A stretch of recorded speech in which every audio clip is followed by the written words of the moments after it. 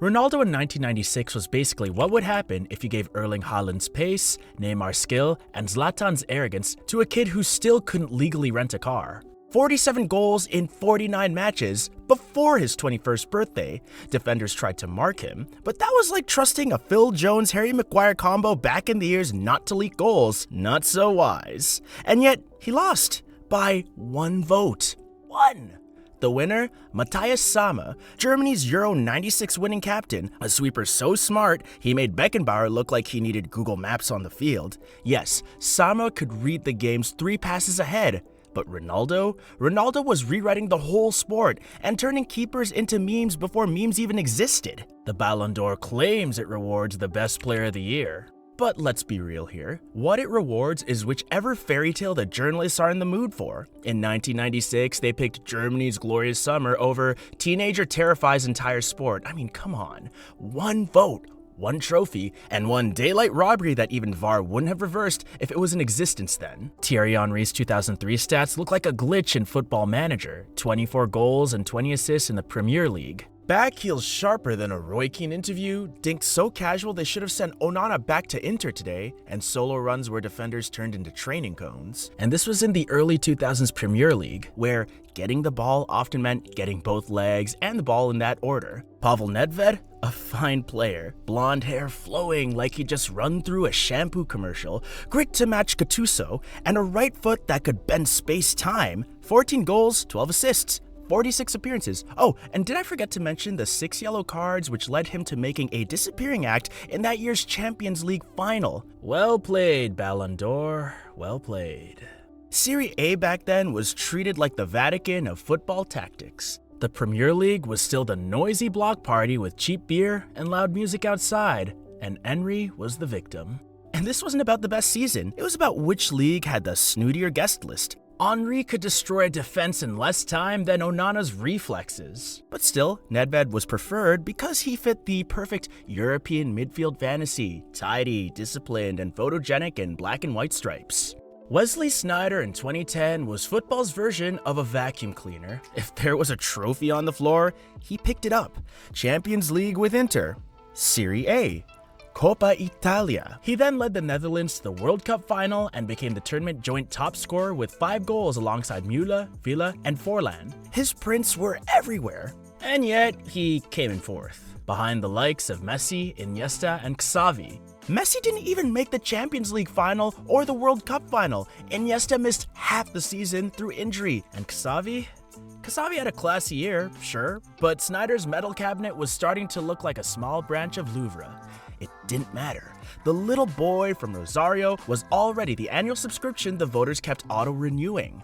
This should have been an untouchable season for Sneijder, and instead, it was treated like a bonus DLC that nobody downloaded. The newly merged FIFA Ballon d'Or was suddenly a mystery game. Was it about trophies? Or was it about influence? What about magic moments? Well, apparently, it was about which name looked prettiest in bold letters on the front page. And the message was clear. You can win everything, boss every pitch, and be the player opponents have nightmares about. But if you're not the face they want on that front page, you'll still be standing there like Sneijder, holding 3 cups, a World Cup silver medal, and absolutely no Ballon d'Or.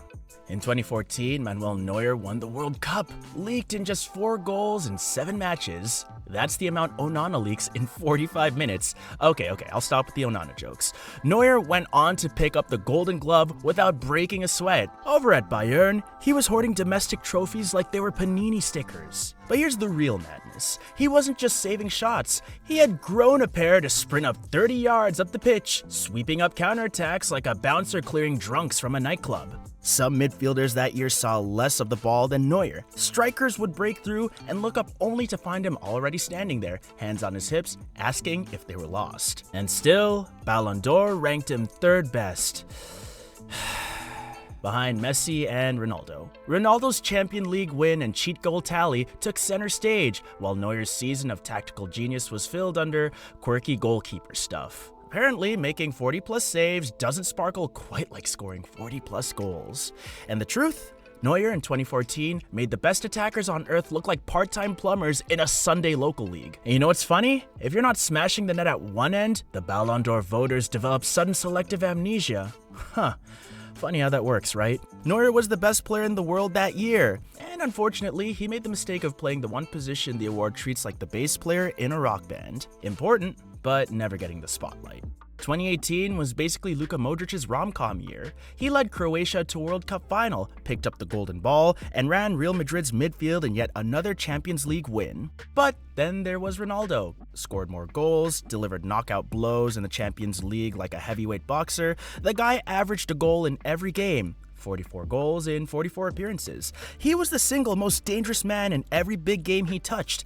If footballers were judged purely on output, this one was over before the envelopes were even printed. Here's the problem. Voters fell for the underdog script. The tiny nation toppling giants, the humble genius leading his country on a magical run. It was Disney meets FIFA, and voters couldn't resist. Meanwhile, Ronaldo's numbers were so ridiculous they looked photoshopped. But apparently, fairy tales beat spreadsheets. The Ballon d'Or never had a rulebook. Some years it's all about stats, and other years it's about who gives the nicest post-match handshake. In 2018, Storytime won, and Ronaldo learned you could be the best player in the world and still lose to a man whose biggest weapon that year was the better tabloid story. Virgil van Dijk in 2019 was something else. He led Liverpool to the Champions League and chased Manchester City to 97 points in the league. He also went over a year without being dribbled past. A year in the Premier League! And Messi? 51 goals carried Barcelona to yet another La Liga title. And then came Anfield. Barcelona melted faster than an ice sculpture on a summer day. Remember corner taken quickly? As Trent and Origi turned defenders inside out on the other end of the pitch, Van Dijk was turning strikers into distant memories. Look, the vote was tight, 7 votes. But close means nothing when it comes to the awards, and the Ballon d'Or has a long-standing allergy to defenders, unless you're holding a World Cup medal. If you're not a forward, the bar is on the moon. Van Dijk still cleared it, and they handed the trophy to Messi anyway. Because sometimes the only qualification for winning the Ballon d'Or is being Messi, which, to be fair, is a pretty solid qualification.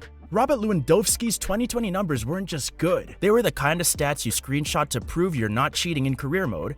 55 goals, a treble, top scorer in the Bundesliga, Champions League, and DFB Pokal. He was so good that if you took him to the NBA, he would top whatever list they have over there. Then, France Football canceled the Ballon d'Or. The reason? COVID. Because apparently if there's a pandemic, you can still play football, finish the Champions League, and still hand out every other award on earth. But give out the biggest individual prize? Oh, no, that's impossible. They didn't even bother with a retroactive award. No, sorry, here's your golden ball in the post. Nothing. If Messi or Ronaldo had put up those numbers, they'd have held the ceremony inside a disinfected biodome with hazmat-suited journalists handing over the trophy via drones. This wasn't a robbery. Robberies leave clues. This was a full-on football erasure like the season never happened. Lewandowski's greatest year was deleted from history because the organizers couldn't be bothered to work on Zoom. Haaland's debut year at Manchester was absurd. 52 goals, treble winner, Premier League single-season scoring record. He was a machine with a ponytail, bullying defenders for fun. Messi's claim rested on the World Cup, which was played 4 months before the season began. His PSG campaign was fine. The Champions League saw him disappear against Bayern Munich. But voters wanted one last Messi moment on the podium, and so the Ballon d'Or went to nostalgia over numbers. The most dominant club season in years lost the romance of 30 days in Qatar. Haaland did everything required. He just wasn't the story they wanted to tell.